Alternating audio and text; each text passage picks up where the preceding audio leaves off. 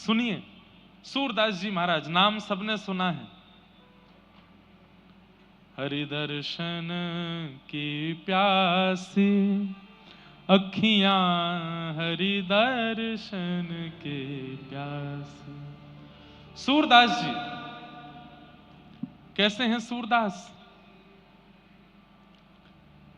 सूरदास जी का जन्म दिल्ली के पास के एक गांव में हुआ। जन्म से ही आप नेत्रविहीन थे, नेत्र नहीं थे आपको। लेकिन बंधुओं, कई लोगों का अवतरण पृथ्वी पर हमारा कल्याण करने के लिए होता है। वो भगवत प्राप्ति करने के लिए नहीं आते, वो अपने जीवन से, अपने जन्म से हमको भगवत प्राप्ति करा देते हैं। सब लोग बिल्कुल सावधानी से बैठो, इधर देखो, सावधानी से सुनो। कई लोगों का जन्म अपने जीवन से हमें भगवत अनुभव कराने के लिए होता है। वो भगवत दर्शन करने के लिए नहीं आए, पर अपने क्रिया से हमको ठाकुर जी का दर्शन करा जाते हैं। उनमें से एक हैं श्री सूरदास जी। स्वयं नहीं देख पाए ठाकुर जी को, पर कितनों को दिखा दिया। और अभी आप अगर 10 मिनट ध्यान से सुनेंगे तो सूरदास जी के प्रसंग से आपको ठाकुर जी का दर्शन हो जाएगा।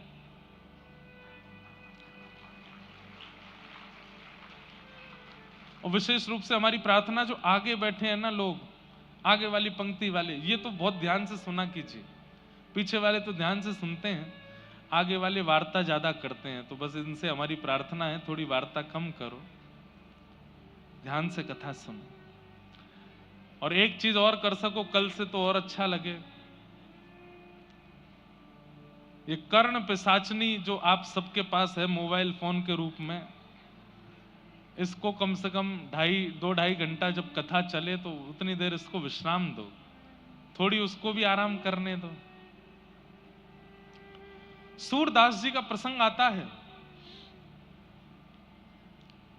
जन्म हुआ दिल्ली के पास के एक ब्राह्मण कुल में, लेकिन परिवार इतना दीन था कि उनके पास ज्यादा भोजन की और आदि की कोई व्यवस्था नहीं थी।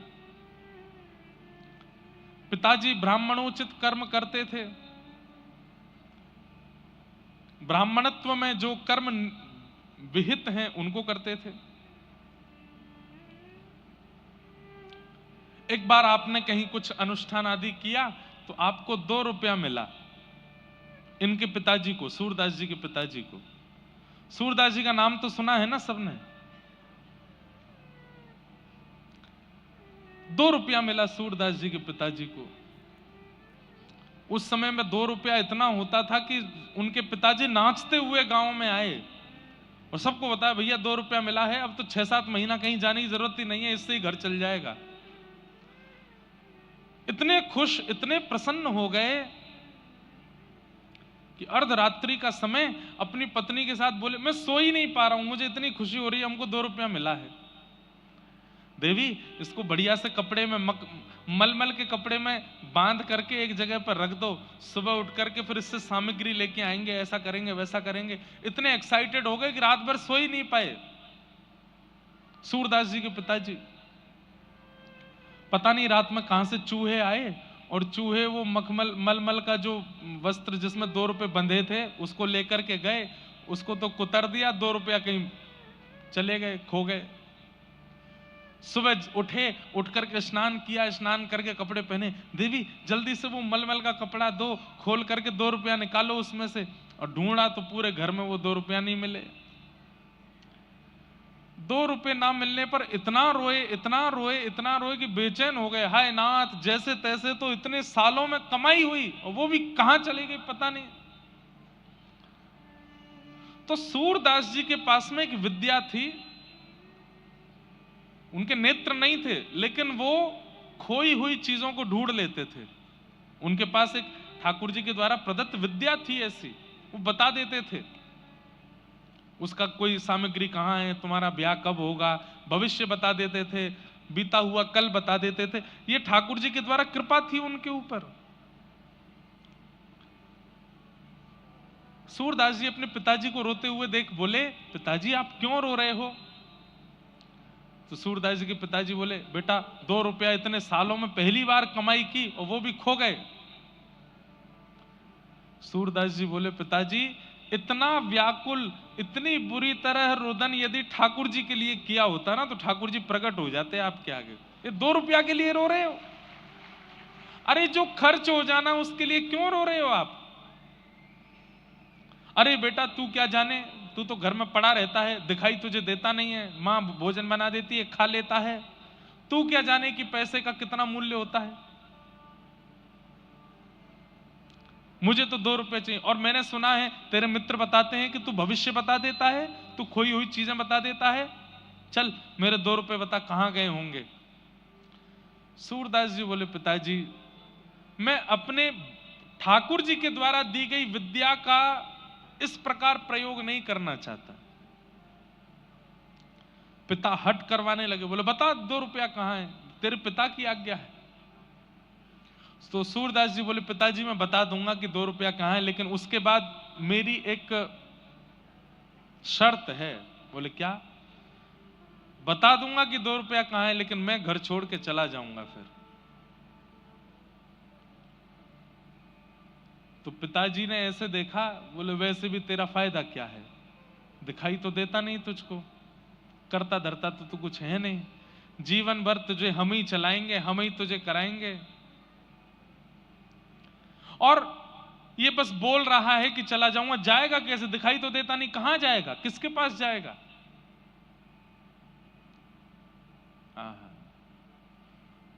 सूरदास जी के अंदर बचपन से ही, कई बच्चों में भी आप लोग देखेंगे कि उनके घर में सिखानी नहीं पड़ी है, पर पता नहीं कहां से उन बालकों में भक्ति आ जाती है। ये उनके पूर्व जन्म के संस्कार हैं। सूरदास जी पूर्व जन्म के श्री उद्धव जी महाराज हैं, इसलिए उनके अंदर भक्ति बाल्यकाल से ही है।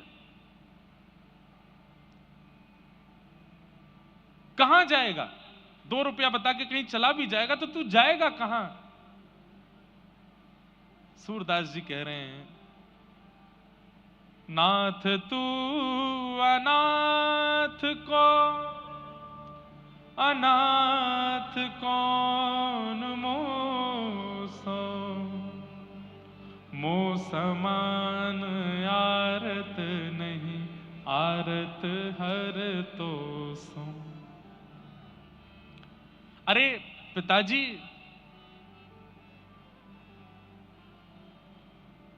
ठाकुर जी के हर नाम के आगे नाथ लगता है। बद्रीनाथ, द्वारिकानाथ, जगन्नाथ, श्रीनाथ। नाथ का मतलब क्या है? जो अनाथों का स्वामी है। अगर मैं घर से चला जाऊंगा तो मेरा स्वामी मेरी रक्षा करेगा। पिताजी बोले, अब तू चलिए बड़ी बड़ी बातें, मुझे ज्ञान मत दे ज्यादा, जल्दी बता 2 रुपया कहां है। बोले पिताजी मैं सच बोल रहा हूं कि मैं बता तो दूंगा, लेकिन मैं घर छोड़ के चला जाऊंगा। अब तू जल्दी बता।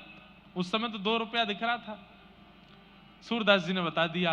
बोले रसोई घर जहां मैया भोजन बनाती है, वहां भोजन बनाने वाली जो सब्जियां काट करके जो नाली से बहाई जाती हैं, वहां रात्रि चूहों ने 2 रुपया फेंक दिए हैं, ढूंढ लीजिए मिल जाएंगे।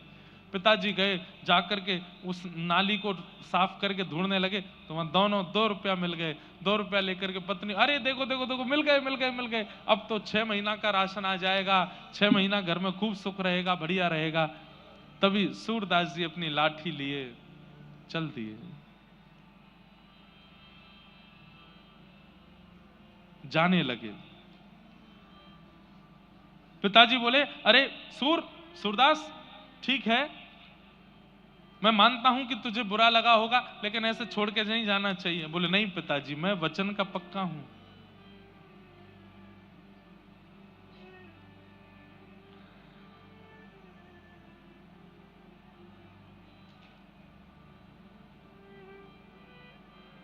एक बहुत सुंदर पद है,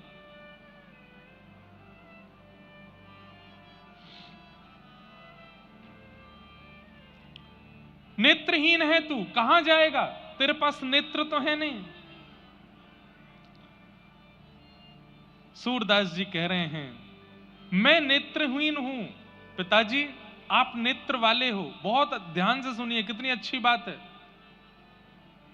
सूरदास जी कह रहे हैं कि पिताजी आपको नेत्र दिए ठाकुर जी ने, ताकि गड्ढा आए तो आप संभल के चलो, ताकि ऊंचाई आए तो आप लांघ के चलो, चाहे मोड़ आवे तो आप मुड़ के चलो, सामने पहाड़ आ जाए तो झुक के चलो, पर मुझे नेत्र नहीं दिए ठाकुर जी ने। क्यों? क्योंकि मेरे नेत्र स्वयं श्री ठाकुर जी हैं, मेरी उंगली पकड़ के वही चलते हैं। आपको तो गड्ढे से स्वयं बचना पड़ता है, पर मुझे ठाकुर जी बचाते हैं। मेरे नेत्र तो श्याम सुंदर हैं। सूरदास जी गा रहे हैं आशावरी।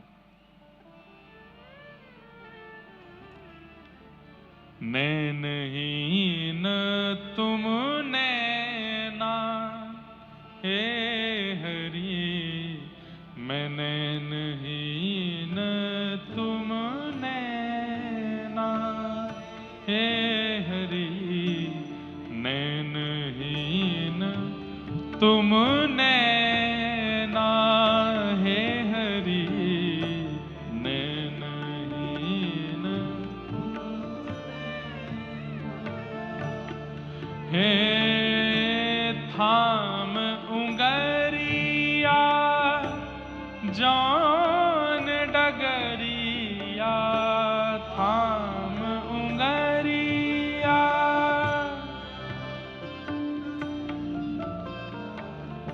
थाम उंगरिया जान डगरिया, थाम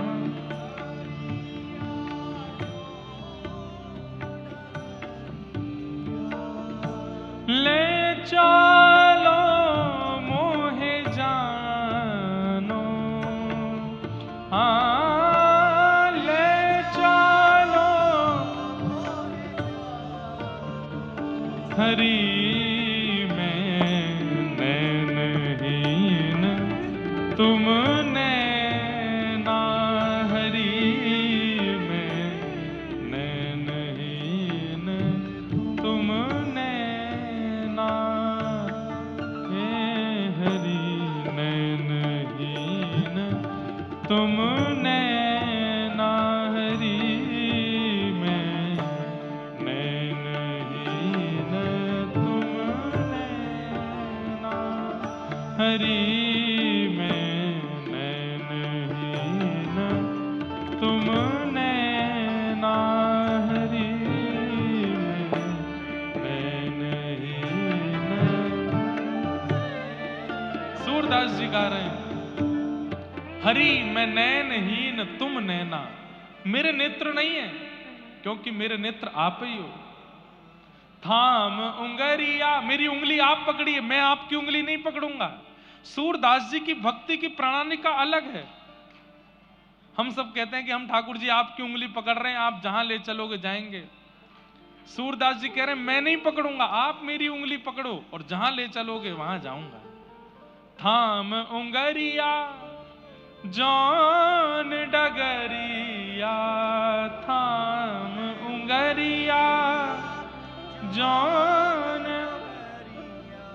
ले चलो मोहे जानो, हाँ ले चलो मोहे जानो हरि, मैं नैनहीन तुम नैना हरि, मैं नैनहीन। निकल गए घर से, पिताजी बुलाते रहे लेकिन लौट करके नहीं आए। सूरदास जी 7-8 वर्ष की आयु है, छोटी सी अवस्था में निकल गए। एक गांव में जाकर के बैठ गए। वहां गांव में बहुत भूख लगी थी, प्यास लगी थी, तो किसी से मांग नहीं रहे थे। तभी एक गौशाला वाला व्यक्ति था, उसकी खूब सारी गैया थी। वो बड़ा बेचैन रोता हुआ उस मार्ग से जा रहा था। सूरदास जी वहीं बैठे थे। अरे मेरी गैया कहां चली गई, मेरी गैया किसी ने चुरा ली। रोता हुआ जा रहा था। सूरदास जी ने, उनको पता तो चल ही जाता था, उन्होंने तुरंत उस व्यक्ति से कहा, सुनो पास का एक और गौशाला वाला व्यक्ति है, चरवाहा है, वो तुम्हारी गैया लेकर के उस सरोवर के पास है, जाओ ले आओ। वो व्यक्ति गया, वहां जाकर के देखा तो गैया मिल गई सारी, अपने गैया घेर करके ले आया। उसने सूरदास जी के चरण पकड़े, बोले भैया आप छोटे से बालक हो, आपको कैसे पता कि मेरी गैया वहां थी? और मैं आपके नेत्र देख पा रहा हूं, आपको दिखाई नहीं देता? बोले मैं नयनहीन हूं, मेरे नेत्र ठाकुर जी हैं, वही देखते हैं।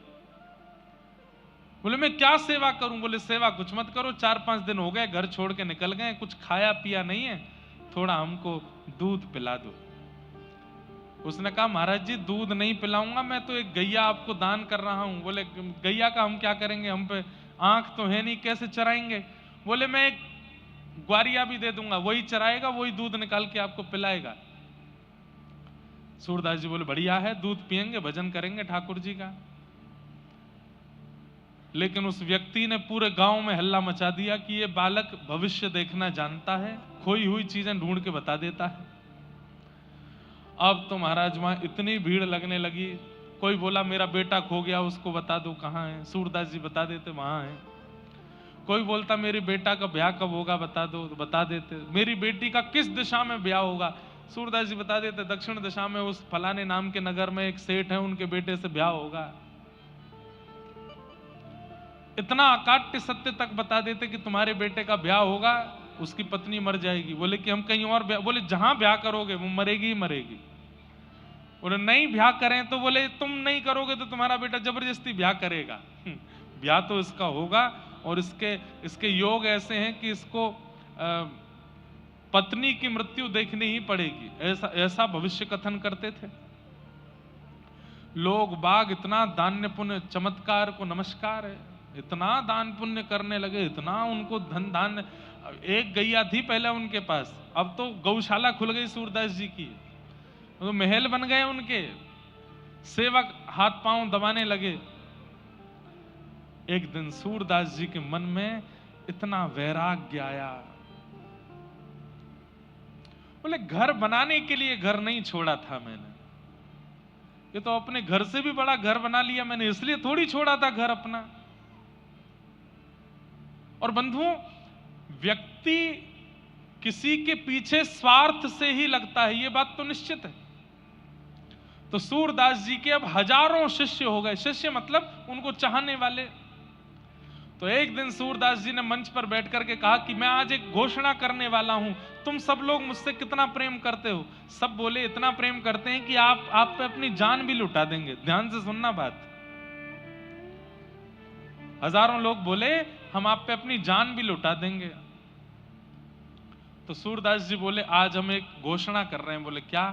आज के बाद हम किसी का भूत भविष्य वर्तमान नहीं बताएंगे। आधे लोग तो उसी समय अपना आसन उठा लिए, बोले अब बाबा जी हमारे काम के नहीं है, ये भविष्य ही नहीं बताएंगे, भूत ही नहीं बताएंगे, वर्तमान ही नहीं बताएंगे, तो फिर इनके संग रह के करना क्या है?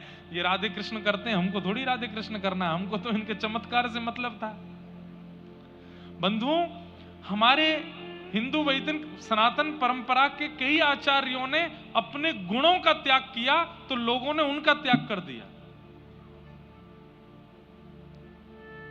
सूरदास जी ने जैसे ही घोषणा करी कि मैं आज के बाद भविष्य नहीं बताऊंगा, भूत वर्तमान नहीं बताऊंगा, तो आधे लोग तो चुपचाप वहां से खिसक लिए।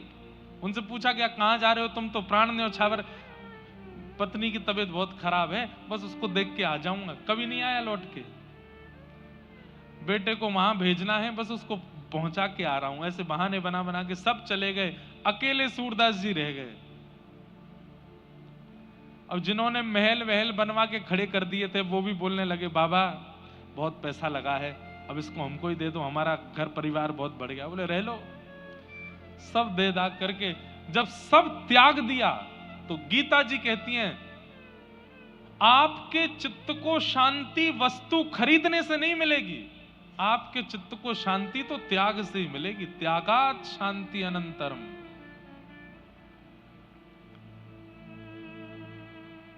जितने लोगों को जोड़ते चलोगे, जितने संबंध बनाते चलोगे, जितनी व्यवस्थाएं जीवन में लाते चलोगे, उतने ही ज्यादा अशांत हो जाओगे आप।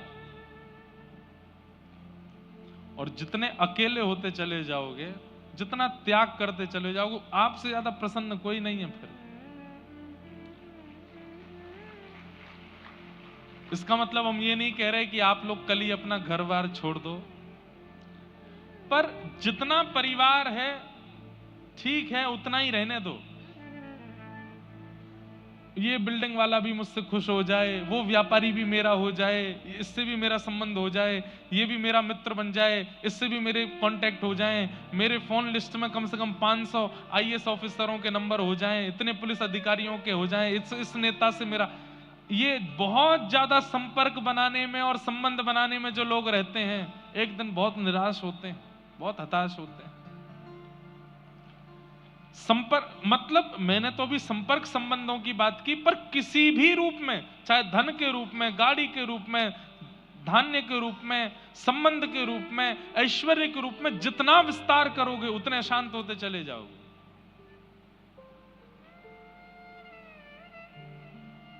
और जितने एकांत उतने प्रसन्न। सूरदास जी ने जब सबने सूरदास जी का त्याग कर दिया, सूरदास जी बोले अब मन को शांति लग रही है, अब मन को अच्छा लग रहा है। और तब निकल पड़े, आगरा के पास एक गांव में जाकर के निवास करने लगे। अब किसी का भविष्य भूत वर्तमान नहीं बताते, उनको पता चल भी जाता है फिर भी नहीं बताते, केवल भजन करते हैं ठाकुर जी का। 30 वर्ष के आसपास की आयु हो गई, तब जाकर के मन में फिर से एक विकार लगा कि कुछ कमी है, कुछ जैसे मानो रह गया हो। तब पूछने लगे अपने आप से कि क्या रह रहा है, क्या छूट रहा है। तब मन से आवाज आई कि अभी तक तुम्हारे गुरु नहीं मिले, तुम्हारे जीवन में सदगुरु नहीं आए। तब इच्छा हुई कि मैं किसको गुरु बनाऊं। बंधुओं, हम एक बात कहते हैं, और हम ही नहीं, ये सब शास्त्र आज्ञा भी कहती हैं कि आप गुरु नहीं खोजते, गुरु आपको खोजता है, गुरु आपको चुनता है। आजकल के बच्चे गुरु चुनते हैं, कौन से वाले बेटर हैं, हेयर स्टाइल जिनकी ज्यादा अच्छी हो, ड्रेसिंग सेंस जिनका बढ़िया हो, प्रभाव जिनका अच्छा हो, गला जिनका अच्छा हो, देखने में जो सुंदर हो, उनको गुरु बनाए। नहीं, ऐसे गुरु नहीं। गुरु कौन? जिसकी वाणी प्रकट होते ही नेत्र बंद हो गए और चित्त में प्रिया प्रियतम का विलास प्रारंभ हो गया, जिसके उपस्थित होते ही मन में जितने विषाद थे, विकार थे, उसके दर्शन मात्र से नष्ट होने लगे, जिसके उपस्थित होते ही ये मेटेरियलिस्टिक वर्ल्ड अच्छा नहीं लग रहा है, अब बस इच्छा हो रही है चल मन वृंदावन धाम, चल मन वरसानो धाम, चल मन भक्ति के मार्ग पर। जिसके चित्त में आती आलस्य चला गया, क्रोध चला गया, काम चला गया, जिसका स्वरूप, जिसकी वाणी, जिसकी उपस्थिति इतने परिवर्तन चित्त में कर दे, वही गुरु है। वो गुरु है। जिसको देख करके आप आकर्षित हो गए, वो गुरु नहीं हो सकता। जिसको देख करके आपके चित्त का अहंकार, आपके चित्त का काम, क्रोध, ईर्ष्या, द्वेष, अभिनिवेश, अहंता, ममता ये नष्ट हो जाए, वो गुरु है। सूरदास जी के मन में विषाद हो रहा था कि मेरे जीवन में गुरु नहीं है। तभी 4-5 लोग चर्चा करते जा रहे थे, अरे तुम्हें पता है एक आचार्य चरण भ्रमण करते हुए व्रजधाम की ओर जा रहे हैं और वो इसी गांव से निकलने वाले हैं। तो दूसरे ने पूछा कौन से आचार्य चरण, तो नाम बोले श्रीमद वल्लभाचार्य जी महाराज। नाम सुनते ही सूरदास जी के चित्त में मानो जैसे किसी प्यासे को प्यास लगी हो, उसको जल पिला दिया हो, ऐसी तीव्र शांति होने लगी। सूरदास जी बोले जिनके नाम में इतनी शांति है, उनके वचनामृत कितने अद्भुत होंगे, उनके दर्शन कितने अद्भुत होंगे। गांव में श्रीमद वल्लभाचार्य जी का आगमन हुआ। इन्होंने किसी गांववासी से कहा मुझे वल्लभाचार्य जी के दर्शन कराने ले चलो। तो गांव के सदस्य ने कहा भाई तुम पर नेत्र तो है नहीं, तुम क्या दर्शन करोगे, तुम देख तो पाते नहीं हो, कैसे देखोगे। सूरदास जी का उत्तर गजब का है, बोले मैं उनको नहीं देख पाऊंगा पर वो तो मुझे देख लेंगे, उनकी दृष्टि तो मेरे ऊपर पड़ जाएगी। बस यही तो चाहिए कि वो मुझे देख लें एक बार। और जैसे ही सूरदास जी पहुंचे, श्रीमद वल्लभाचार्य जी महाराज विराजमान थे गुरु रूप में, सामने असंख्य भक्त बैठे थे। किसी ने कहा ये बड़े अच्छे साधक हैं, इनका नाम सूरदास है। और आंसू कवि, आंसू कवि किसको कहते हैं? जो तुरंत रचना करके गा देता हो, तुरंत रचनाएं करके बना देता हो, उसको आंसू कवि कहते हैं। और ये आंसू कवि हैं। वल्लभाचार्य जी बोले अच्छा इधर आओ। सूरदास जी लठिया लेके गए, बैठ गए, कुछ सुनाओ। सूरदास जी तुरंत गाने लगे। कौन कुटिल खल कामी मौसम, कौन कुटिल खल कामी, जो तन दियो ताहि बिसरायो, ऐसो नमक हरामी। अपनी बुराई करने लगे, मैं तो कुटिल हूं, मैं तो कामी हूं, ऐसा पद गाने लगे। वल्लभाचार्य जी बोले कुछ और सुनाओ। तो सूरदास जी ने दूसरा पद गाया। हरि मैं पतितन को सरदार, मैं पापियों का सरदार हूं, सरताज हूं। हरि मैं पतितन को सरदार, मैं पतितों का सरदार हूं। को कर सके बराबर मेरी, नहीं को के लायक।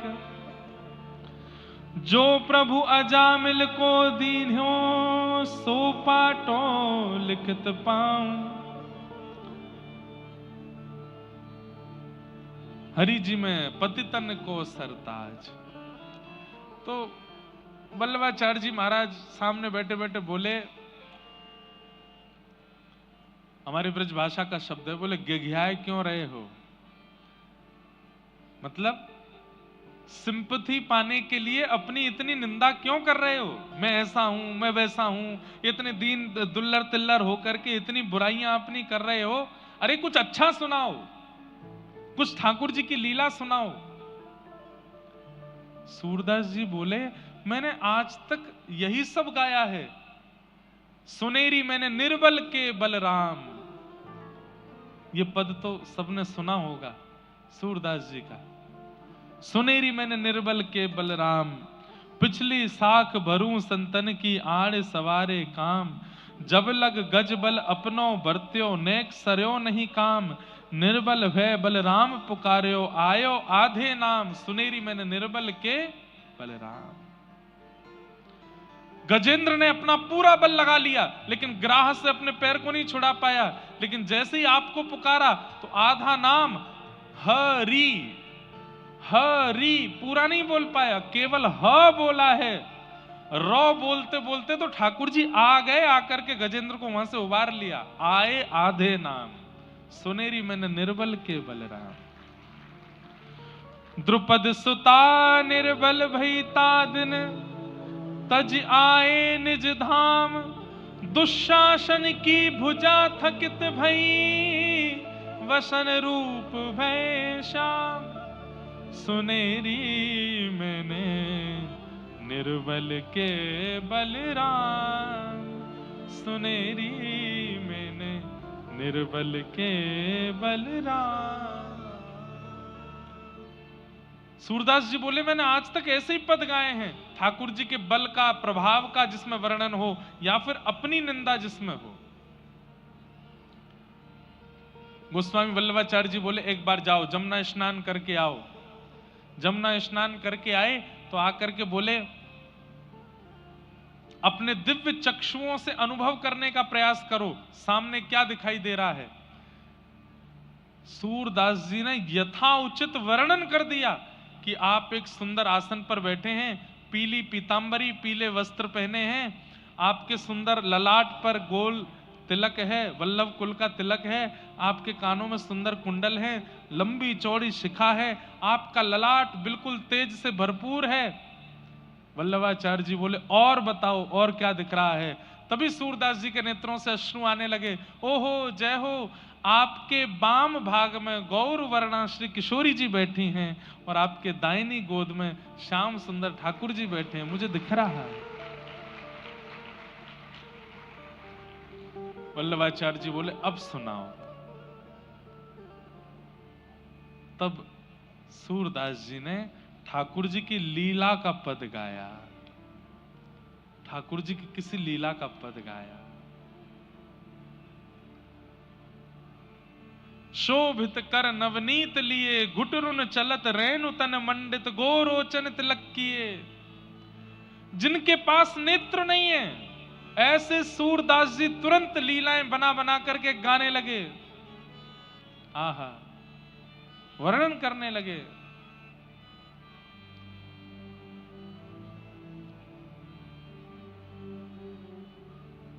दर्पण हाथ लिए नंद नंदन। सूरदास जी कह रहे हैं मुझे क्या दिख रहा है, सुनिए गुरुदेव, कि ठाकुर जी अपने हाथ में दर्पण लेकर के बैठे हैं और स्वयं नहीं देख रहे हैं, किशोरी जी को दिखा रहे हैं और किशोरी जी से पूछ रहे हैं, हे श्यामाजू दर्पण में देख के बताओ आप ज्यादा सुंदर हो कि मैं ज्यादा सुंदर हूं।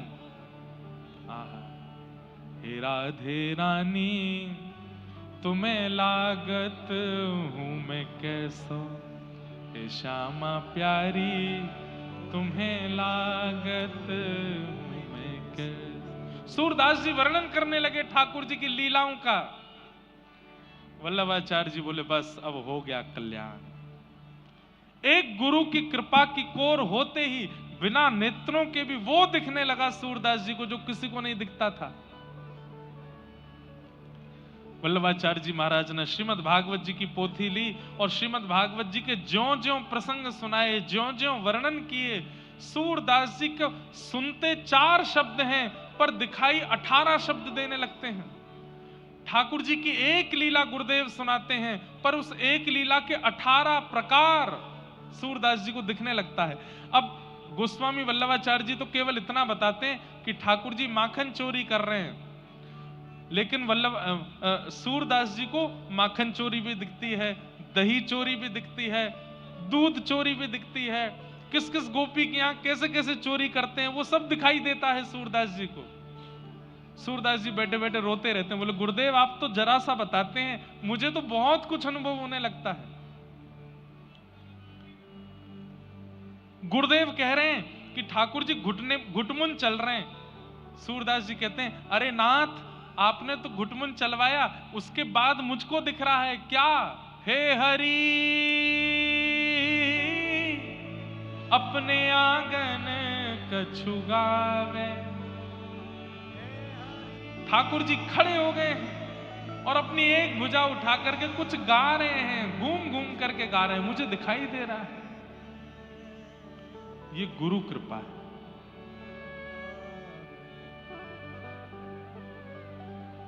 लोगों ने कितनी परीक्षाएं ली सूरदास जी की। मंदिर में रोज श्रृंगार होता था, सूरदास जी दर्शन करने जाते लाठी लेकर के, ठाकुर जी इधर हैं और सूरदास जी इधर देख करके खड़े होते, कोई आकर के घुमा देता, बोले सूरदास जी यहाँ हैं ठाकुर जी, तो वहां खड़े होकर के भी ऐसे मुंह घुमा लेते, अच्छा यहाँ हैं, बोले यहाँ नहीं इधर हैं, ये रहे सामने, अच्छा अच्छा अच्छा। सब कहते बेचारों को दिखता नहीं है, पर जैसे ही कपाट खुलते सब तो जय जयकार करते, दर्शन करते, सूरदास जी उस पोशाक का वर्णन कर देते जो ठाकुर जी पहन के आए हैं। आज तो ठाकुर जी ने पीतांबरी पहनी है, आज तो थोड़ी पर सुंदर लाल हीरा चमक रहा है, आज तो ठाकुर जी ने ऐसी पाग धारण करी है।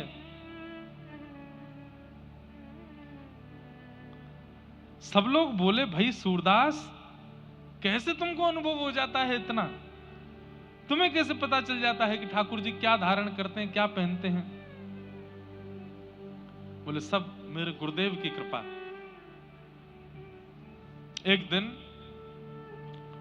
सेवायतों ने सोचा, बोले कि ये सोच के आते हैं कि मैं पीले राग का वर्णन करूंगा, पीले वस्त्र का, और उस दिन गलती से हम पीला ही पहना देते हैं। ये पहले से ही सोच विचार करके आते होंगे और ठाकुर जी कृपा करके वही वस्त्र पहन लेते हैं, इसलिए ये वस्त्र का वर्ण रंग आदि सब बता देते हैं। आज हम एक काम करते हैं, बोले क्या आज ठाकुर जी को वस्त्र ही नहीं पहनाएंगे, देखें तो सही है क्या बताने वाले हैं।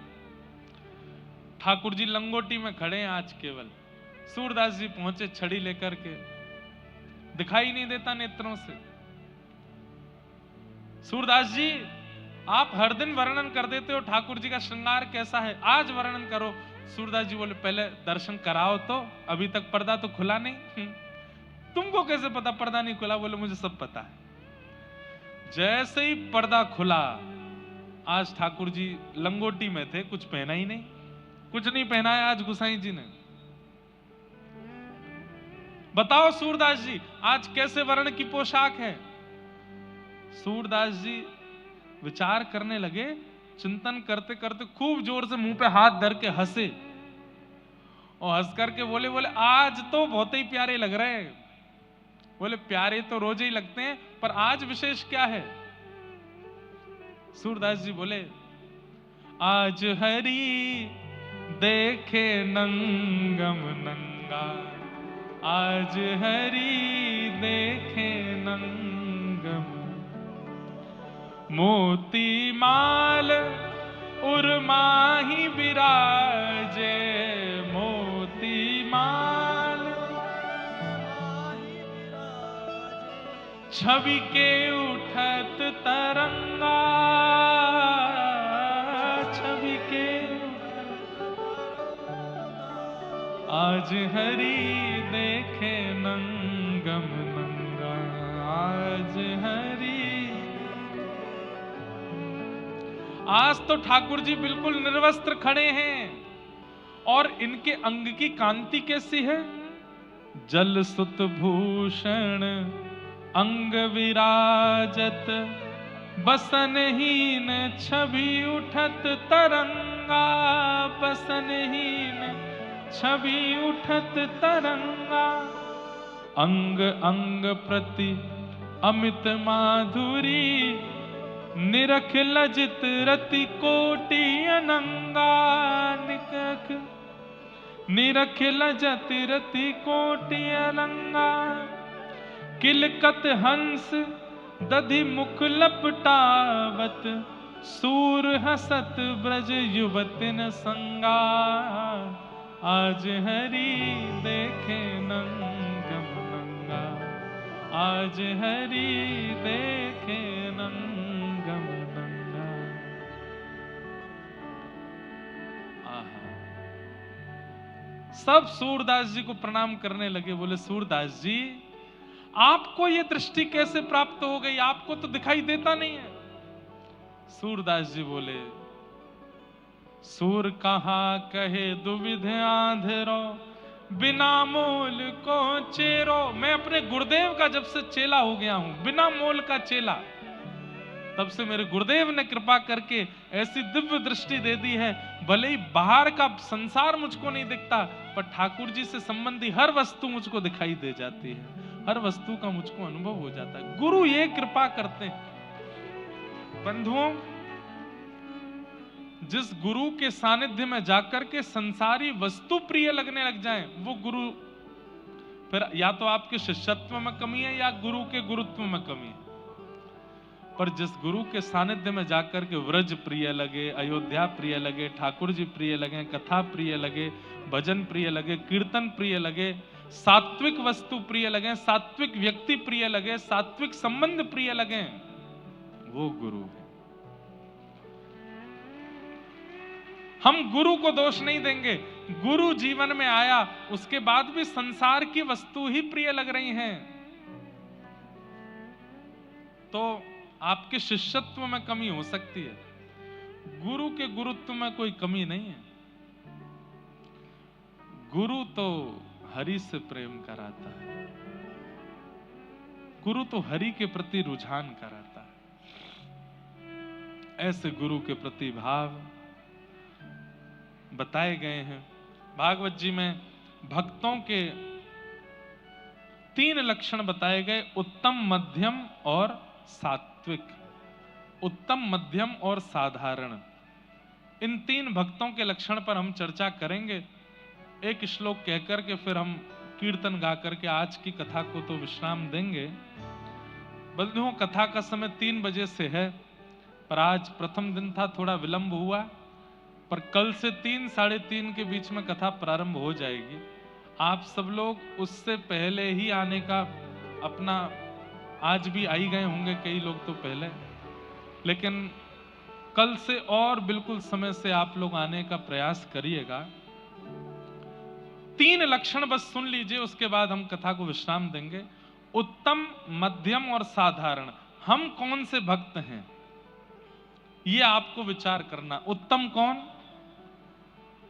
सर्वभूतेषु यः पश्येत् भगवद् भावमात्मनः भूतानि भगवत्यात्मन एष भागवतोत्तमः।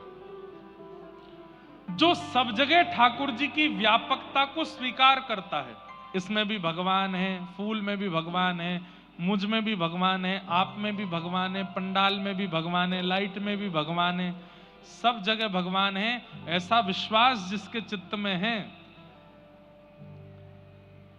उत्तम भागवत है, वो उत्तम भक्त है। ऐसे भक्त को हम लोग अपनी भाषा में पागल कह सकते हैं, कभी कभी पागल है।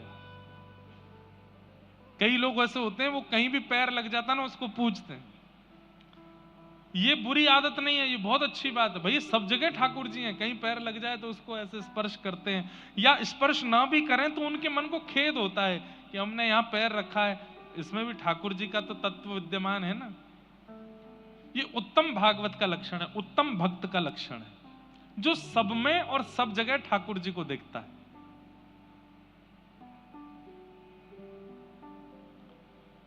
मध्यम भागवत कौन है? मध्यम भक्त कौन है?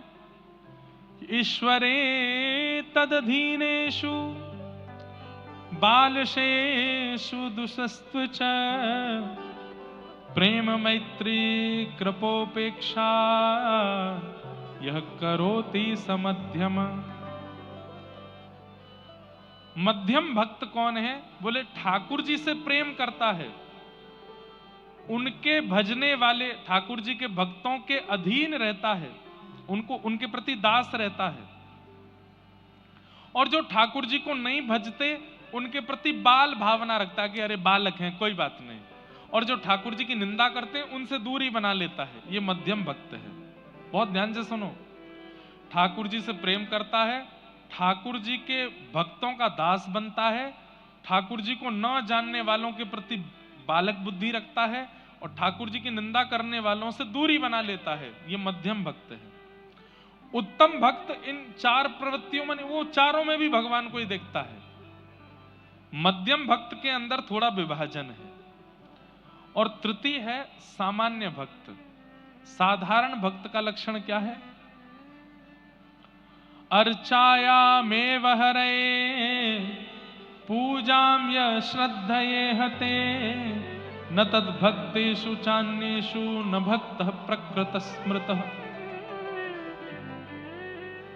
सामान्य भक्त कौन है? बोले केवल मूर्ति पूजा में विश्वास रखता है, बाकी और कहीं इसकी श्रद्धा नहीं है। केवल मूर्ति पूजा में, मूर्ति में भगवान देखता है। कभी सामने त्रिपुंडधारी उर्तपुंडधारी कोई भक्त वैष्णव आ जाए, उनको प्रणाम नहीं करेगा। कहीं कथा चल रही हो तो उसको आडंबर लगता है, कोई उत्सव मना रहा हो तो उसको पाखंड दिखाई देता है। केवल भगवान की मूर्ति पूजा में ही उसकी निष्ठा है, बाकी सारे प्रकल्पों में उसको आडंबर और पाखंड का दर्शन होता है।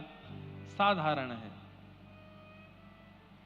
केवल मूर्ति में भगवान है और कहीं भगवान नहीं है, ऐसी भावना जिसकी है। सामान्य। हम कौन से हैं? विशेष रूप से यहां जितने लोग बैठे हैं, ज्यादातर संख्या मध्यम वालों की है। मध्यम कौन से हैं? जो ठाकुर जी से प्रेम करते हैं, ठाकुर जी के भक्तों के दास बनते हैं, ना जानने वालों के प्रति बालक बुद्धि रखते हैं, और ठाकुर जी की निंदा करने वालों की उपेक्षा करते हैं।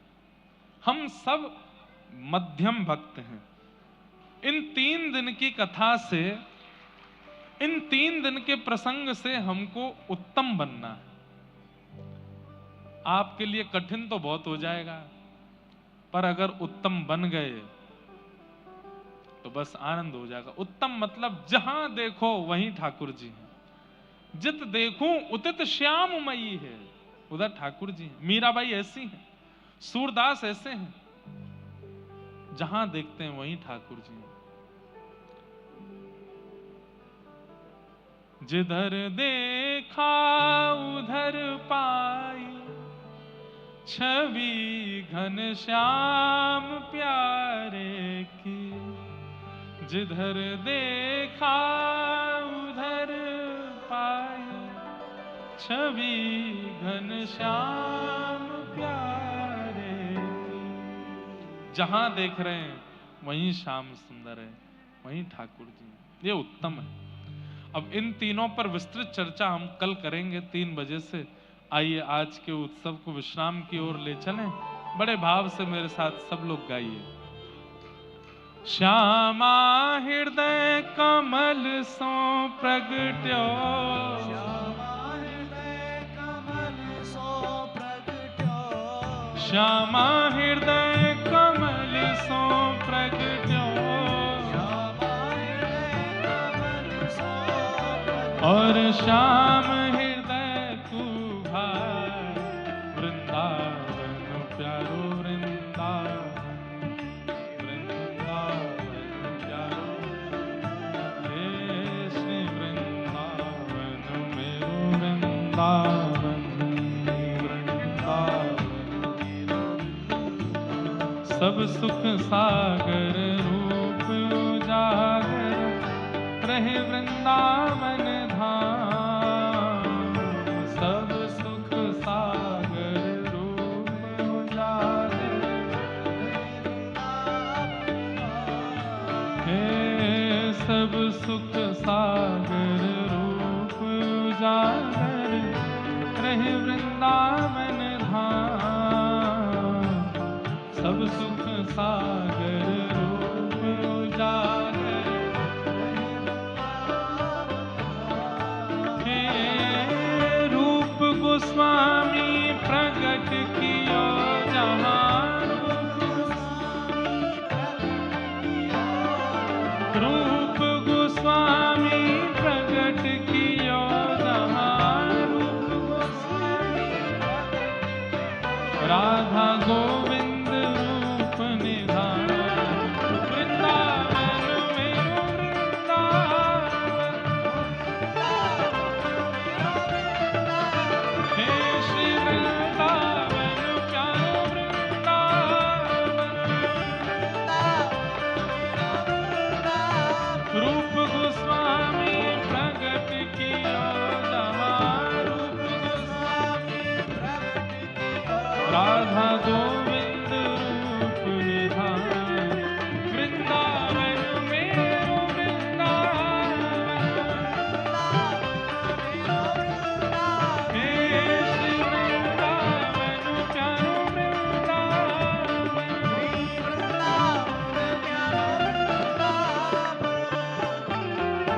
विहरत निस दिन कुंज गलन में, ब्रज जन मन सुख धाम। विहरत निस दिन कुंज गलन में, हाँ प्यारो ब्रज जन मन सुख धाम।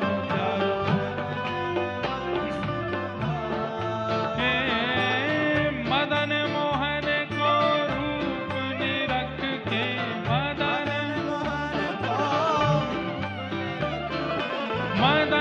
मोहन को रूप निरख के, मदन सनातन बलि बल जा, वृंदावन मेरो वृंदावन, हे श्री वृंदावन प्यारो वृंदावन, मदन मोहन को रूप निरख के, मदन मोहन हे सनातन बलि बल जा, वृंदावन मेरो वृंदावन, हे श्री वृंदावन प्यारो वृंदावन,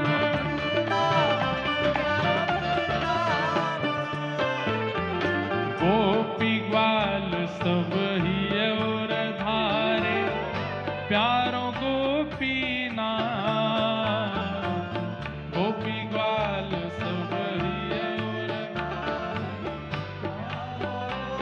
कल गोपीनाथ जो हमारे सप्त निधियों में एक ठाकुर जी हैं, इनके प्राकट्य की और इनको जिन्होंने प्रकट किया मधु पंडित, उनका चरित्र कल सुनाएंगे कथा में।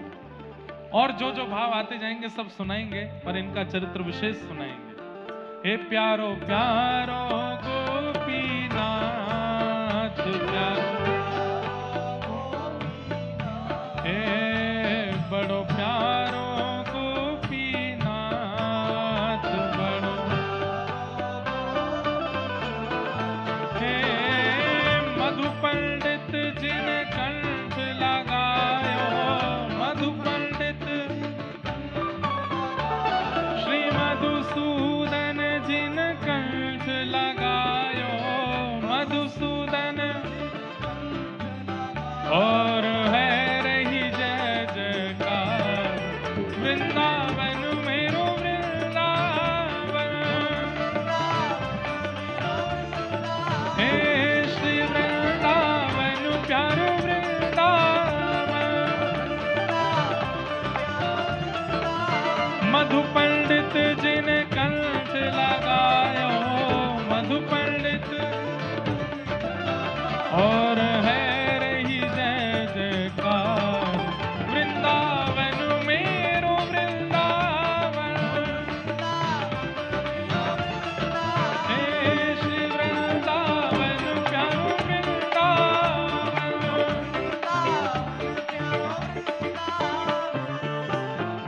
श्री गोपाल भट्ट जो कि हृदय वेदना प्रगट्यो शालिग्राम, गोपाल भट्ट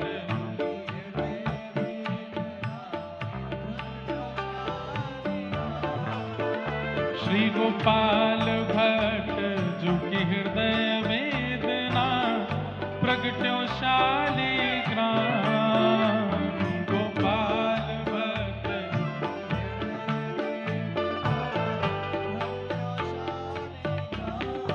हे रूप सुधा को खान हमारो, रूप सुधा को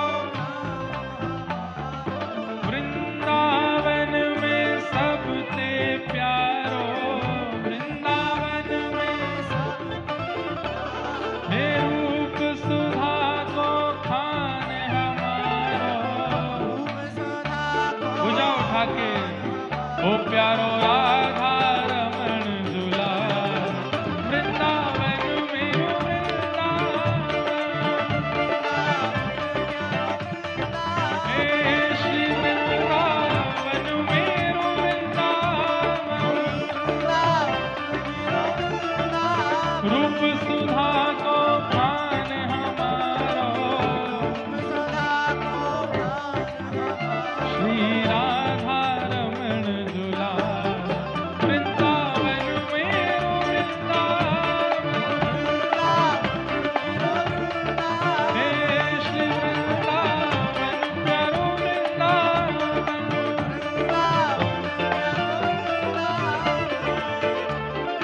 आतुर हित हरिवंश पुकारो, राधा राधा नाम, आतुर हित हरिवंश पुकारो। भैया भारत में जहां कहीं भी कथा होती है, एक बार दो दो तीन तीन बार सब जगह कथा हो चुकी है, तो सब जगह ये पद पहले गाया जा चुका है, पर दक्षिण भारत में चेन्नई में ये पहली बार गाया जा रहा है। इसलिए हम ये पूरा पद गा रहे हैं, सातों निधियों को प्रणाम कर रहे हैं, क्योंकि पहली बार गा रहे हैं। और पहले दिन ही इतने संख्या में वैष्णव आकर के इस पद का गायन कर रहे हैं, तो इसका मतलब है सप्त निधि आज यहाँ निश्चित पधारे ही जाएंगे। और कल से प्रयास करेंगे कि कथा में सप्त निधियों की प्राकट्य की चर्चा भी हो। आतुर हित हरिवंश पुकारो, राधा राधा नाम, आतुर हित हरिवंश पुकारो, हो जय राधे राधे, श्री राधे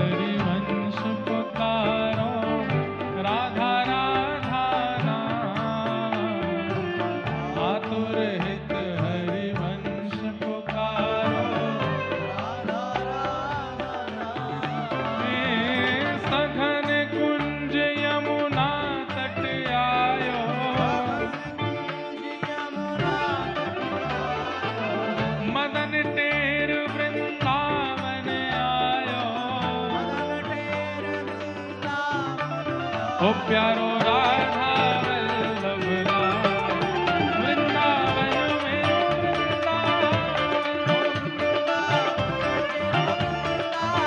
हे श्री वृंदावन प्यारो वृंदावन,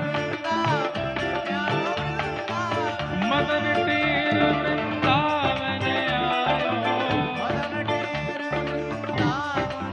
ओ प्यारो राधा रमण दुलार, वृंदावन मेरो वृंदावन, हे श्री वृंदावन प्यारो वृंदावन,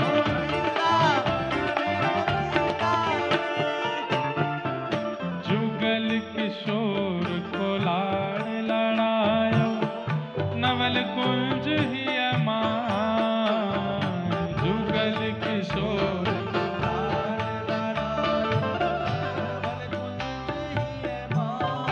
हे कुंजन कुंजन की रज धारे, कुंजन कुंजन की रज धारे, ओ हरि व्यास युगल असगार, वृंदावन मेरो वृंदावन।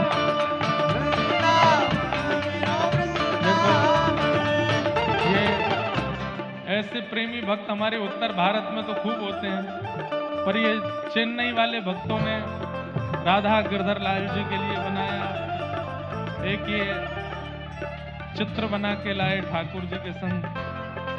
और या मैं तो मैं ऐसा लग रहा हूं जैसे कितनो नाराज है गूं भैया, 4 दिना ते रोटी नहीं मिली मुँह को। सब यहाँ के वैष्णव भक्त खूब प्रेम से अपने अपने भाव लेके आए हैं।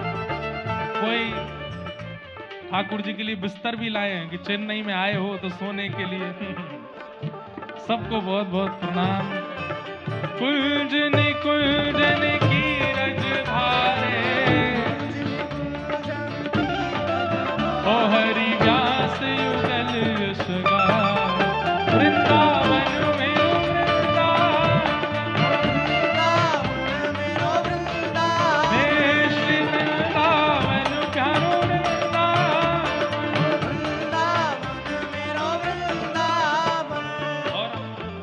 भुवन चतुर्दश की सुंदरता, निधिवन करत बिहार, भुवन चतुर्दश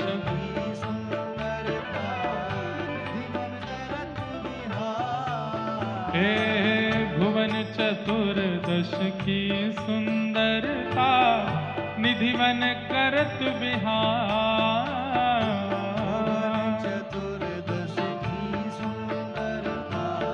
भुजा उठा के कहो जय हो, हे श्याम